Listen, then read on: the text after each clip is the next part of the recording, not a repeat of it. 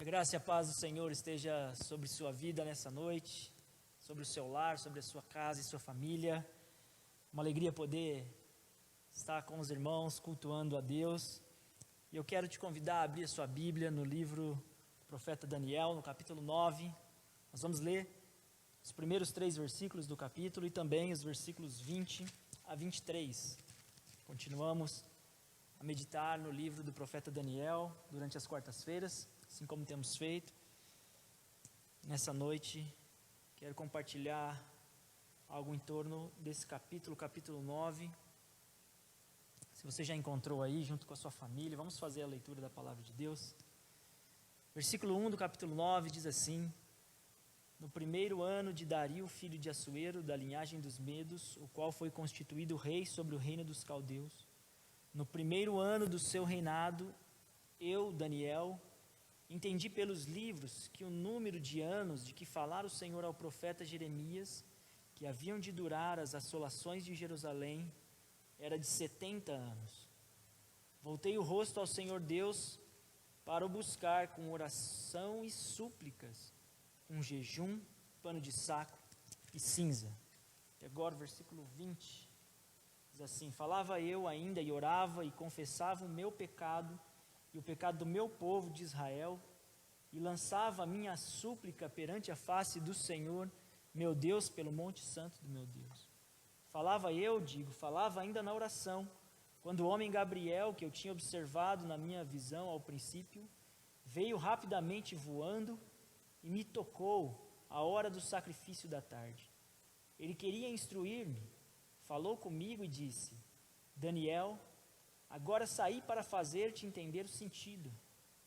No princípio das tuas súplicas saiu a ordem, e eu vim para te declarar, porque és muito amado. Considera, pois, as coisas e entende a visão. Vamos orar mais uma vez? Pai, diante da tua palavra, peço a tua iluminação, Senhor, para que consiga compartilhar aquilo que está no meu coração, para que a tua palavra possa alcançar a vida daqueles que estão agora nos assistindo. Peço que a tua boa mão esteja sobre nós, que o seu Espírito nos dê sabedoria, capacidade de discernir, de entender, de aprender e de colocar em prática, Pai, tudo aquilo que o Senhor tem para dizer, tudo aquilo que o Senhor tem para falar aos nossos corações, em nome de Jesus, amém. Nós temos meditado já há algumas semanas sobre como sobreviver em um mundo de mudanças velozes, e temos encontrado no livro do profeta Daniel ensinamentos preciosos, diretrizes divinas, para que possamos viver de fato uma vida que glorifica a Deus, mesmo em meio a tempos turbulentos como esse que nós temos vivido. E uma das características que nós temos visto nesse tempo, que eu acho que já se tornou uma marca da nossa geração, é o chamado imediatismo. Se você, por exemplo, demorar mais do que 3 segundos para arrancar com o carro após o sinal abrir, certamente você vai escutar alguém buzinando, isso quando não te xingando, ou até mesmo fazendo algum gesto obsceno para você. Mas a gente precisa pensar que há poucas décadas atrás, as pessoas viviam de uma maneira um pouco diferente. Por exemplo, para se comunicar, as pessoas costumavam enviar cartas. Então, entre enviar uma carta e receber depois uma resposta, as pessoas às vezes esperavam semanas. Depois surgiu o fax, inventaram o fax, e então você já não dependia do correio, e aí a comunicação passou a ser um pouco menos lenta. Mas a tecnologia vai evoluindo, e aí surge o e-mail. Pronto, agora parece que a coisa está perfeita, Assuntos que antes você demorava uma semana para resolver, agora em apenas um dia, através de e-mail, você consegue ter a resposta. O problema é que a evolução nunca para, e aí nós chegamos então ao ápice, que é o WhatsApp, onde a pessoa manda uma mensagem e instantaneamente já aparece lá na tela do seu celular. E aí, para ajudar, o WhatsApp agora avisa a pessoa que você já recebeu e também avisa que você já visualizou essa mensagem. Então você já fica ali pensando já em responder, porque às vezes a pessoa que está lá do outro lado está esperando uma resposta e ela já viu que você viu a mensagem, então você precisa responder. E esse tempo, acelerado, que tem transformado o mundo com mudanças rápidas, velozes, imprimiu na mente das pessoas que aquilo que é necessário, aquilo que é desejável, aquilo que é bom, tem que se manifestar num instante imediato. Aquilo precisa acontecer, tem que se transformar numa experiência presente que não pode esperar. Frases como, isso aí é para ontem, né, já se tornaram comuns no nosso dia a dia, ou o slogan como, a vida é agora, tornaram-se parte das nossas vidas. Então a gente pisa fundo no acelerador a fim de tentar acompanhar, pelo menos o ritmo, né, que a banda está tocando. O poeta Fernando Pessoa, ainda no século passado, já dizia assim, sinto-me nascido a cada momento para a eterna novidade do mundo. Eterna novidade do mundo. E esse mundo de constantes novidades, de intensas mudanças, parece estar consumindo as nossas vidas. Parece estar consumindo os nossos projetos, o nosso tempo. Eu me lembro do livro que eu li ainda na infância, Alice no País das Maravilhas. Depois até a Disney lançou o filme, você deve se lembrar desse filme. Você que é mais velho, é claro. E tinha uma figura que me deixava sempre intrigado no filme, principalmente, que era o coelho branco, lembra dele? Era um coelho que andava muito bem vestido, com uma bengala de terno, né? E ele tinha sempre ali um relógio de bolso, e ele ficava o tempo todo consultando aquele relógio, e ele dizia, né, o tempo todo, é tarde, tenho pressa, estou atrasado. E aí a Alice tenta acompanhar, descobrir por que ele está atrasado, e a história termina, o livro acaba, e até hoje eu não consegui descobrir para o que aquele coelho vivia tão atrasado. É claro que é uma crítica, né, à sociedade, é óbvio que aquele coelho representa muitos de nós, que vivemos sempre atrasados, preocupados, correndo, numa geração imediatista, uma geração acelerada, que não sabe mais esperar. Uma geração que muitas vezes se sente culpada, angustiada por tirar um dia de folga, por descansar durante uma tarde, por exemplo. Nós temos utilizado aqui nas quartas-feiras algumas palestras do pastor Marcelo Gomes como base, e ele diz em uma das suas palestras que o imediatismo faz com que nós tentemos trazer do futuro para o presente tudo aquilo que a gente não quer que fique no futuro, mas que a gente quer que seja vivido agora. E aí no capítulo 6 do Evangelho de Mateus, eu me lembro que Jesus ensina os seus discípulos a orar e a pedir o pão nosso de cada dia, nos dai hoje. No entanto, o nosso imediatismo é tão grande, parece que a nossa ansiedade ela é tão impetuosa, que nós passamos a pedir a Deus não apenas o pão nosso de cada dia, mas a gente quer o pão nosso da semana, a gente quer o pão nosso do mês, o pão nosso do ano. E pessoas imediatistas sofrem, vivem ansiosas, estão sempre com a sensação de que está faltando alguma coisa, de que algo está errado, estão sempre correndo atrás de alguma coisa, estão sempre atrasadas, estão sempre angustiadas. Daniel viveu em um período não muito diferente na sua história. Observe que aqui no primeiro versículo do capítulo 9, que nós lemos, ele relata uma mudança que havia acabado de acontecer. Dario, filho de Assuero, havia acabado de ser constituído rei. E nesse período, o Império Babilônico já havia desmoronado, o Império Medo-Persa já havia se instalado sobre o mundo daquela época, ou seja, era uma nova mudança política, uma nova mudança econômica, cultural, religiosa, entre tantas outras, às quais Daniel teria novamente que se adaptar. E aí no versículo 2, Daniel relata que compreendeu, enquanto examinava os livros, que o tempo que o exílio iria durar, que a desolação de Jerusalém iria durar, seria de 70 anos. Então, diante desse quadro, nós podemos enxergar em Daniel mais uma virtude essencial, uma virtude que nós precisamos para sobreviver em um mundo de mudanças velozes, e é a paciência, e eu quero falar sobre isso nessa noite com você. Enquanto a atual sociedade parece mergulhar de cabeça no imediatismo, enquanto as pessoas se tornam cada vez mais ansiosas, apreensivas, angustiadas, nós somos desafiados pela palavra de Deus a exercitarmos a paciência. E eu quero aqui trazer algumas reflexões, pelo menos 3 reflexões a respeito desse tema, a fim de que a gente possa vencer nesse tempo de angústia, de correria, de mudança rápida. E em primeiro lugar, o que eu aprendo aqui com o profeta Daniel é que é necessário ter paciência para concluir. Nós vimos aqui no primeiro versículo que, ao ler o profeta Jeremias, Daniel entende que Deus já havia estabelecido previamente um tempo para o exílio, e esse tempo era de 70 anos. E o que nós precisamos entender aqui, e levar isso para o nosso coração, é que quando Deus estabelece um tempo, quando Deus estabelece determinado tempo para que alguma coisa aconteça, a sua vontade soberana sempre irá prevalecer.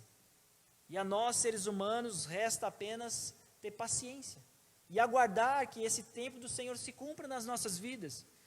É por isso que nós precisamos da paciência. Ela nos ajuda a entender que tem coisas na vida que não dá para pular etapa.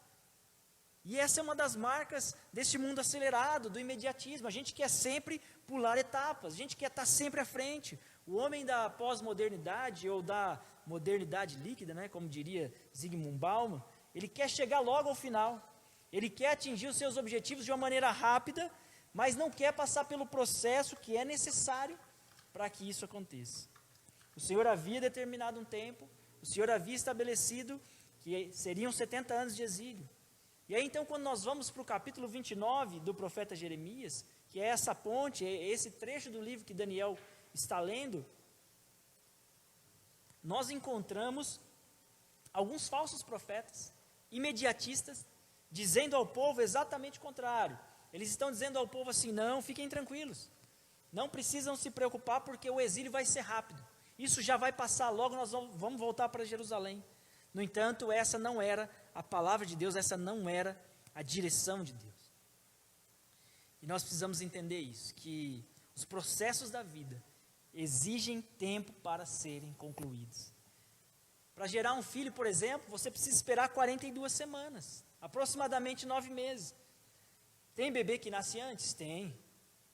Tem bebê que nasce com 7 meses, às vezes até antes dos 7 meses. Mas quando isso acontece, a gente costuma dizer assim: olha, o bebê nasceu o quê? Prematuro. Isso significa que ele ainda não estava pronto para nascer. Não era ainda o momento de nascer. Eu me lembro que nas últimas semanas da gravidez da Jace, a gente estava muito ansioso, e ela já com aquela barriga grande, não conseguindo mais dormir, tendo que dormir sentada, ela vivia dizendo: nossa, não vejo a hora da Ana Júlia nascer. Mas não tem o que fazer, tinha que esperar. Tivemos que esperar 42 semanas, e ainda assim ela não queria sair, a gente teve que tirá-la de lá. Mas nós vivemos nesse tempo, nessa geração que não tem paciência para esperar. Jovens que assistem vídeos dos coaches no YouTube e acham que vão ficar ricos da noite para o dia, só de baixar lá aquele aplicativo e seguir o que ele está ensinando, sem precisar trabalhar duro, sem precisar acordar cedo, sem precisar se esforçar, sem ter que enfrentar desafio. Quando Deus levanta Moisés para tirar o povo do Egito, isso é muito interessante da gente pensar. Moisés tira o povo do Egito e leva o povo para Canaã, a terra prometida. E você sabe, você se lembra que esse processo demorou aproximadamente aí uns 40 anos, em torno de 40 anos de deserto. Os estudiosos afirmam que o trajeto do Egito até Canaã poderia ser realizado em apenas 40 dias. Eles levaram 40 anos, o que poderia ter sido feito em 40 dias, porque são aproximadamente 500 quilômetros. No entanto, quando eles chegam, quando o povo chega na entrada, na porta de casa da terra prometida, Deus ainda dá uma nova direção. Deus revela que ele tinha um plano diferente.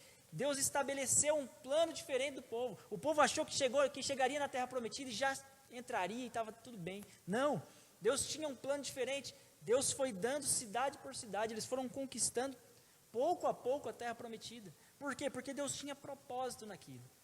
E aí é que acontece o pior, porque a maior parte do povo começa a blasfemar, a maior parte do povo começa a dizer que preferia ter morrido lá no Egito do que ter que morrer em batalha, a maior parte do povo começa a blasfemar contra Deus. Mas haviam dois homens que preferiram exercitar essa paciência de esperar, preferiram aceitar a vontade de Deus, preferiram entender que havia um plano maior de Deus para a conquista da terra. E o resultado é que apenas esses 2 homens, Josué e Caleb, eles foram as únicas pessoas da primeira geração que saiu lá do Egito, que entrou na terra prometida. Nós precisamos aprender a ser pacientes até o fim. A gente tem ansiedade para começar as coisas, mas a gente não tem paciência para terminar as coisas. Quantos livros você já começou a ler e parou pela metade, e olha lá se chegou na metade? Quantas vezes você começou a ler a Bíblia, e até que foi bem em Gênesis, Êxodo, mas na hora que chega em Levítico, em Números, aí você começa a vacilar, e aí você não tem mais paciência para ler. Quantos projetos você já começou e não teve paciência para esperar, para continuar e para levar até o fim? A ansiedade para começar é grande, mas às vezes nos falta paciência para concluir as coisas. E eu entendo, e eu sei que às vezes esperar pode ser angustiante. Existem situações da vida que a gente fica de fato ansioso, preocupado, a gente quer que as coisas aconteçam logo, mas nessa noite a palavra de Deus quer nos tratar, quer nos ensinar que nós precisamos ter paciência. Paciência para concluir, paciência para cumprir cada etapa das nossas vidas. Segunda reflexão que eu quero trazer a partir do texto bíblico é que você precisa também de paciência para corrigir. E aí quando a gente volta aqui para os primeiros versículos, nós vemos Daniel entendendo que o tempo do exílio era de 70 anos, e aí então no versículo 3, ele vai orar. Daniel vai orar. O pastor Marcos já pregou aqui em um domingo, acho que alguns domingos atrás, esse capítulo 9 de Daniel, a parte da oração. Depois você pode ir no YouTube procurar essa mensagem. Mas me chama muita atenção o fato que Daniel, ele não vai orar para confessar apenas o seu pecado, mas ele vai orar para confessar o pecado dos outros, do seu próprio povo. E a lição que eu aprendo aqui é que nós precisamos ter paciência com os nossos erros, mas também com os erros das outras pessoas. Ao longo da nossa caminhada cristã e ao longo da sua jornada, você vai errar muito ainda. E você também vai conviver com muita gente que erra também. E eu tenho aprendido muito nessas últimas semanas, principalmente sobre paciência para corrigir. Principalmente depois que a Ana Júlia começou a andar. Aliás, antes de sair para o culto, uns 5 minutos antes de eu estar saindo, ela quebrou um pote lá, um pote de vidro, e espalhou caco pela casa inteira. E aí, como corrigir? Criar filhos, de fato, é um grande desafio. E corrigi-los, então, exige uma dose imensa de paciência. E a cada dia eu tenho aprendido que ser pai é orientar, ser pai é instruir alguém que ainda está em formação, alguém que está em constante desenvolvimento. Todo dia é uma coisa nova, todo dia é algo que eu preciso ensinar, ou eu preciso ter paciência para ensinar. E certamente, se não houver paciência na hora da correção, certamente haverá depois muita dificuldade na minha relação com ela. Eu entendo isso. A ausência de paciência durante a correção pode gerar no outro um sentimento de incapacidade, de medo. E isso eu não estou falando apenas na relação entre pai e filho, na criação de filhos. Isso vale para todos os nossos relacionamentos, seja no trabalho, seja na escola, seja no casamento. Corrigir com paciência é saber esperar o momento adequado, a fim de que você ajude o outro a melhorar. Corrigir com paciência é instruir em amor, com mansidão, como nos ensina a palavra de Deus. E da mesma forma, precisamos também de paciência para corrigir os nossos próprios erros. Até porque muitas vezes será preciso mudar hábitos, mudar atitudes. E esse processo muitas vezes não é tão simples assim. Exigirá de nós tempo, dedicação e paciência, muita paciência consigo mesmo. E é isso que eu enxergo em Daniel. Alguém que está orando, arrependido por seus pecados, reconhecendo seus erros, mas que também está orando pelos erros, pelos pecados dos outros, pelo pecado do povo. Enquanto está aguardando, esperando pacientemente pelo tempo da restauração. Que você possa, nessa noite, ter esse mesmo espírito. De não se conformar com os seus erros, de não aceitar os seus erros, mas de colocá-los em oração diante de Deus e com paciência corrigi-los. E podemos fazer isso enquanto comunidade cristã, ajudando uns aos outros. nesse processo de crescimento espiritual, de amadurecimento, a fim de que possamos nos tornar cada dia mais semelhantes a Cristo Jesus. E para encerrar, aprendo com Daniel também que é necessário ter paciência para confiar. E eu quero agora voltar de novo aqui aos versículos 21 até o versículo de número 23, se você tiver com a sua Bíblia aí. Aproveite para ler mais uma vez. Verso 21. Falava ainda na oração, quando o homem Gabriel, que eu tinha observado na minha visão ao princípio, veio rapidamente voando e me tocou a hora do sacrifício da tarde. Ele queria instruir-me. Falou comigo e disse: Daniel, agora saí para fazer-te entender o sentido. No princípio das tuas súplicas saiu a ordem, e eu vim para te declarar, porque és muito amado. Considera, pois, a coisa em visão.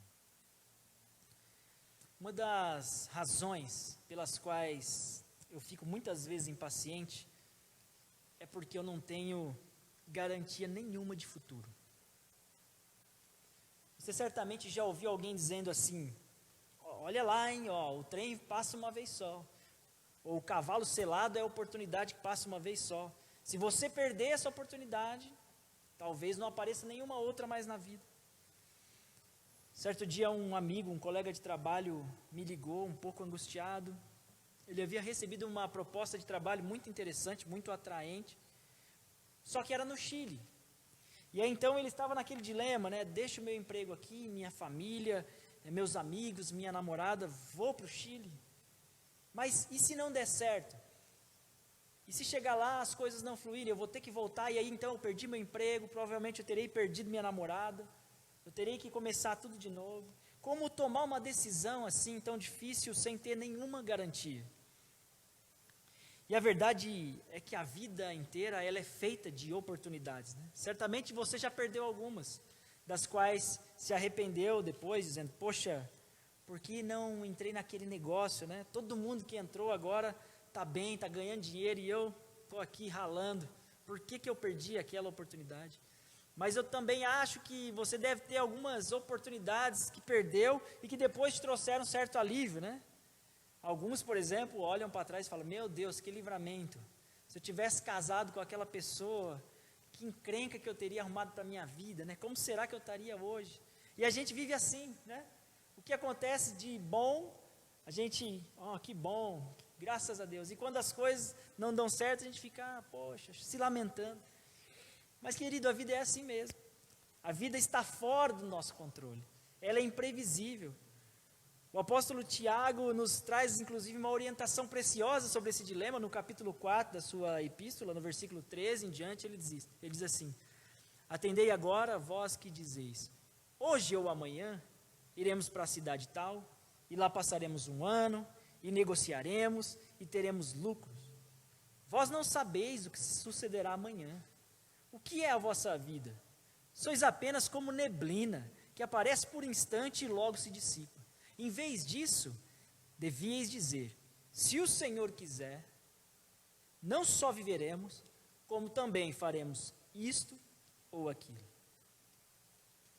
A verdade é que a nossa vida é feita de muitas escolhas, e todo dia é dia de fazer novas escolhas. Mas quando o nosso coração ele é tomado pela insegurança, pelo medo, pela ansiedade, não resta lugar para a paciência, não resta lugar mais para a confiança. Eu me lembro que no Salmo 42, versículo 5, o salmista declara o seguinte: por que estás abatido, ó minha alma?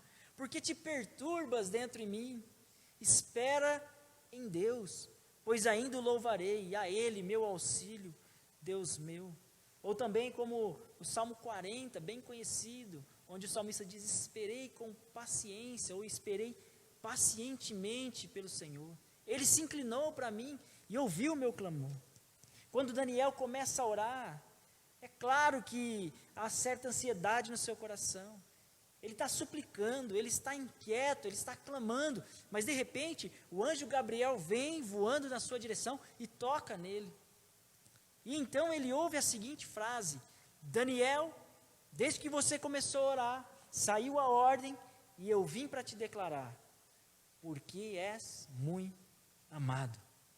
E eu quero que você receba essa palavra nessa noite, de todo o seu coração, diante das angústias que muitas vezes você tem passado, vivendo em meio de um mundo imediatista, de mudança constante, que acelera o nosso ritmo de vida, que nos deixa ansiosos, preocupados demasiadamente. Existe um motivo, existe uma razão para que o seu coração desenvolva uma paciência que transborde em confiança pelo seguinte fato: você é muito amado por Deus. Você é muito amado por Deus.